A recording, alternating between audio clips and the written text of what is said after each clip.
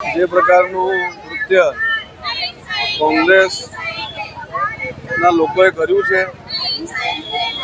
દેશ વિરોધી કૃત્ય છે. એઆઈ સમિટ જે ભારતને ગૌરવ અપાવનારી સમિટ હતી અને એક નવું જે ફિલ્ડ આર્ટિફિશિયલ ઇન્ટેલિજન્સનો ફિલ્ડ, એની અંદર ભારત પણ બહુ સારી રીતે પ્રગતિ કરી રહ્યું છે.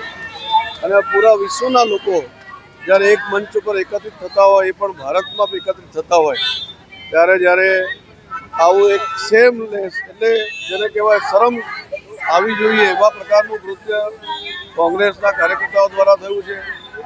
આ વારંવાર કરવાથી એક દેશ વિરોધી માનસિકતા છતી થાય છે કોંગ્રેસની, અને ભારતીય જનતા પાર્ટીના કાર્યકર્તા આ ક્યારે પણ સહન નહીં કરીને. તમે કોઈ વ્યક્તિ વિરોધી હોઈ શકો છો, કોઈ વિચાર વિરોધી હોઈ શકો છો, પણ દેશ વિરોધી કેવી રીતે હોઈ શકાય? અને જે પ્રકારની માનસિકતા અમે વારંવાર કહેતા હતા, એવા પ્રકારની માનસિકતાનું પ્રદર્શન કોંગ્રેસના લોકો દ્વારા કરવામાં આવ્યું છે. એનો સખત અમે વિરોધ કરીએ છીએ અને સખત શબ્દોમાં એને વખોડી કાઢીએ છીએ.